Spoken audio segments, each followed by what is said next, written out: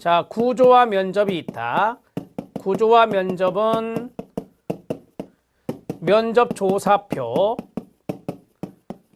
면접조사표를 활용한다라고 했습니다. 자, 그 다음에 두 번째, 조사표를 활용하기 때문에 코딩, 부호화라고 하는 것이 있어요. 부호화가 용이하죠.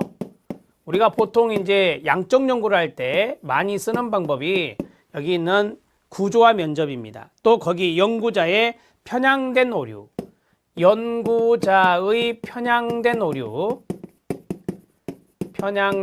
오류를 최소화할 수 있습니다. 아무래도 객관적인 조사표대로 물어보기 때문에 그렇겠죠. 자, 그 다음에 두 번째, 반구조와 면접이 있습니다. 반구조와 면접은 면접 지침을 활용한다라고 했습니다.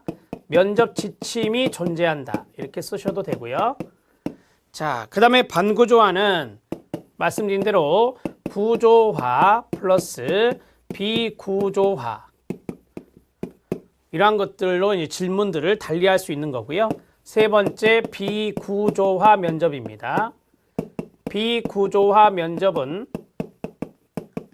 개방형 질문을 던진다라고 했습니다. 자, 개방형 질문을 던지면 자유롭게 응답을 하겠죠. 따라서 질적 연구 방법에서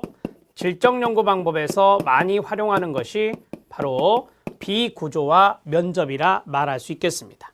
당연히 여기는 부호화는 어렵겠죠. 부호화는 어렵다, 이렇게 쓰시면 되겠습니다. 자, 면접조사의 종류를 이 정도만 노트를 하시죠. 자, 이제 사전조사와 예비조사 들어갑니다. 별표 쳐주시고요. 사전조사와 예비조사는 엄격히 말하면 다릅니다. 예비조사는 우리가 탐색적 조사와 동의어가 되는데, 예비조사는 문헌을 찾아서 문제 제기를 객관적으로 하려고 하는 거고요. 프리테스트라고 하는 사전조사는 설문지를 만들어 놓고 프리테스트, 사전조사를 합니다. 그래서 그 사전조사는 당연히 모든 샘플링을 다 해서 하는 게 아니라 일부만 해서 사전조사를 해서 질문지를 수정하는 거예요. 이러한 것들이 바로 사전조사입니다. 우리 시험에는 사전조사가 잘 나온 거죠. 사전조사는 질문지 초안이 만들어진 후 끊어요. 질문지를 시험해 봄으로써 질문지의 오류를 찾아내기 위한 조사인 반면 끊어요. 예비조사는 질문지 작성의 사전 단계에서 연구자가 연구하려는 문제의 핵심 요소들이 무엇인지 알지 못할 때 실시하는 조사예요. 이때 많이 하는 것이 바로 문헌조사다, 이렇게 말씀드렸죠. 사전조사, 프리테스트는 본조사에 들어가기 전에 질문 내용, 형태, 문항 작성, 질문 순서 등에 대해서 여러 가지 오류를 찾아내는 과정이라 말할 수 있습니다. 사전조사는 질문지 수정과 본조사 수행에 필요한 정보를 수집한다는 두 가지 목적이 있습니다. 질문지 수정과 관련된 사항의 별표, 이게 바로 사전조사의 목적 중에 하나죠. 응답자가 응답한 것 가운데 전후 내용이 모순되거나 일치되지 않는 것이 있는 경우, 응답이 어느 한쪽으로 치우치는 경우, 모른다는 대답이나 무응답이 많은 경우, 기타에 응답 안 한 경우가 많다면 이거는 문제가 있는 거예요. 따라서 이럴 때는 이제 수정을 해야 된다라고 하는 거죠. 사전조사를 해봤더니 동그라미 1, 동그라미 2, 동그라미 3, 동그라미 4가 나왔다. 그러면 이것이 나오면 질문지에 문제가 있구나라고 판단할 수 있는 거예요. 그래서 질문지에 오류가 있으니 이걸 수정해야 되겠죠. 자, 1번 같은 경우는요, 응답자가 응답한 것 가운데 전후 내용이 모순되거나 일치되지 않는 게 있다. 이게 뭐예요? 신뢰도가 낮을 때예요. 그러니까 사전조사를 했을 때 크롬바 알파 값을 알아볼 수 있거든요. 그러면 크롬바 알파 값이 너무 낮게 나오면 1번인 거예요. 그래서 이럴 때는 질문지에 문제가 있구나 라고 판단하셔야 됩니다. 자, 여기까지 정리를 했는데요. 간단하게 보겠습니다. 예비조사, 사전조사. 자, 예비조사를 파일럿 스터디라고 사전조사를 프리테스트라 하는데요. 여기 파일럿 스터디의 예비조사는 문제 제기, 문제 형성을 목적으로 하는 거예요.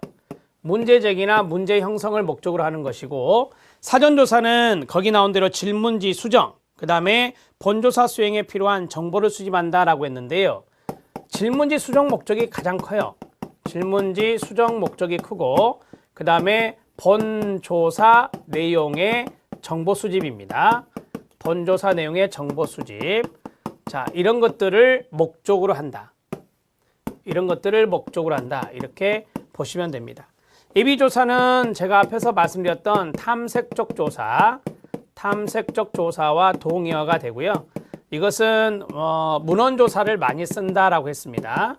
문헌조사를 통해서 보다 더 문제제기를 더 객관적으로 해보는 것이죠.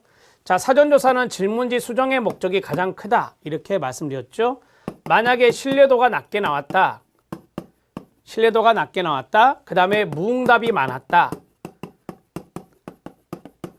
모른다가 많이 나왔다. 그 다음에 기타의 응답이 많이 나왔다. 자, 이럴 때는 질문지 수정이 필요한 거예요. 수정해서 본조사를 해야 되겠죠. 자, 이럴 때는 수정이 요구된다. 자, 우리 시험은 여기에서 많이 나왔다고 그랬죠. 사전조사에 체킹하시면 됩니다. 자, 정리가 됐습니다. 참여행동 연구를 보시죠. 딱 한 번 출제된 걸로 기억하는데요. 참여행동 연구의 1번 별표, 5번 별표, 6번, 7번, 8번 별표. 자, 1번입니다. 연구자들을 자신들의 문제와 연구 대상자들을 자신들의 문제와 바람직한 해결책을 정의하고 그들의 목표를 실현시키는 데 도움이 될 연구를 설계하는 데 주도적인 역할을 수행하도록 한다. 한마디로 말씀드리죠. 연구 대상자가 주도적인 역할을 한다는 겁니다.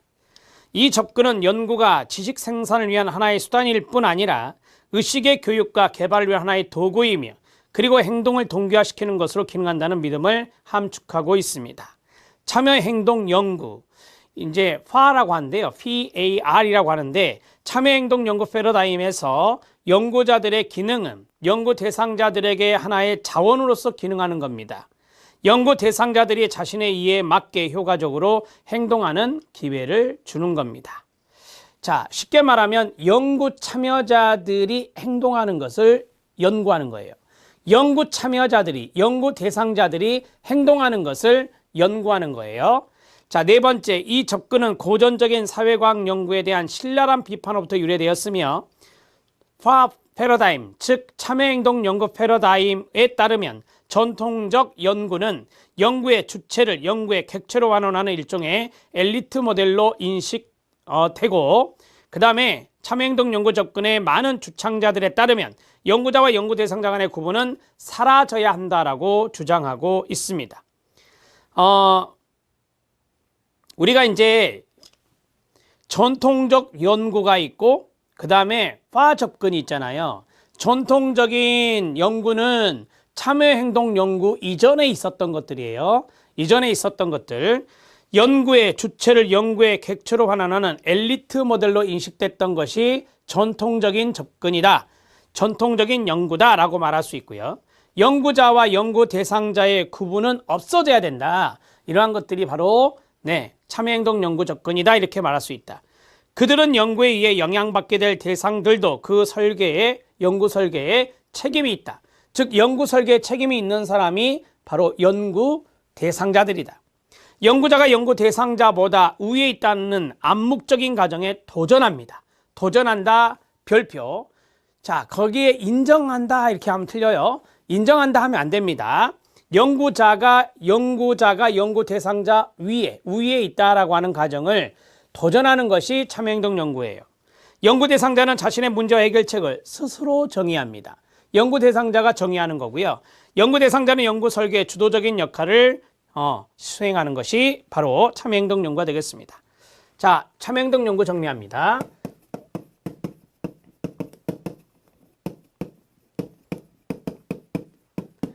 자, 참여행동 연구는 참여라고 하는 단어가 이제 participation이잖아요. 거기에 보면 participatory가 나왔고 그 다음에 행동, 액션이 나오고 그 다음에 research가 나왔습니다. 그래서 FAR라고 말합니다. 이렇게 정리하고 이니셜 따서요. 참여행동 연구. 이 참여는 연구 참여자라고 보시면 돼요. 연구 참여자 또는 연구 대상자라고도 하죠. 자, 연구 참여자의 행동을 리서치하는 건데요. 연구 대상자의 참여 행동, 이것을 강조하는 연구다. 이렇게 정리하셔도 됩니다. 자, 그러면 여기에서 우리가 중요한 특징들을 잡아보죠. 첫 번째, 연구 대상자가 연구 설계를 주도적으로 하는 것입니다.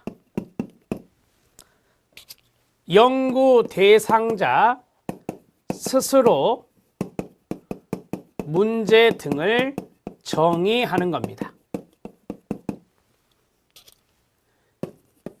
연구자가 대상자보다 우위에 있다는 것에 도전합니다.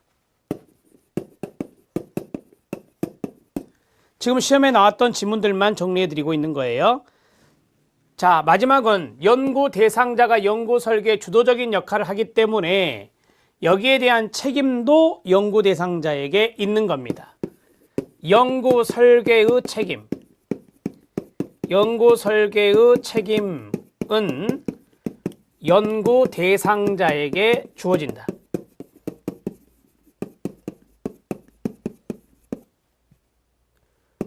연구 대상자에게 주어진다. 이렇게 정리를 하시면 되겠습니다. 자, 참여행동 연구에 대해서 설명해 드렸습니다. 시험에 출제된 포인트입니다. 참여관찰의 유형이 나왔는데요. 참여관찰의 유형을 도표로 정리해 보았습니다. 완전 참여자, 관찰 참여자, 참여 관찰자, 완전 관찰자가 있고요. 자, 완전 참여 여부, 완전 참여하느냐, 완전히 참여하느냐, 하지 않느냐 하면 O, 하지 않으면 X입니다. 공개 여부, 공개하면 O, 공개하지 않으면 X가 됩니다. 자, 여기에서 완전은 비공개다. 자, 이론에서도 말씀을 드렸지만 완전은 비공개다라는 암기법을 하나 알아두셔야 됩니다. 그리고 나머지는 제가 이해시킨 대로 따라오시면 됩니다. 참여관찰의 유형 보겠습니다.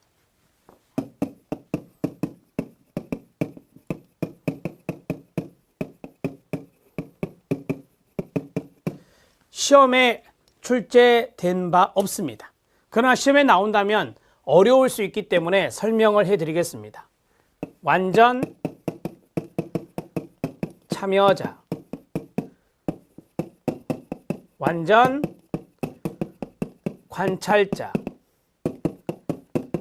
참여 관찰자, 관찰 참여자입니다. 두 개 구분은 뭐였냐면 공개 여부, 그 다음에 완전 참여 여부.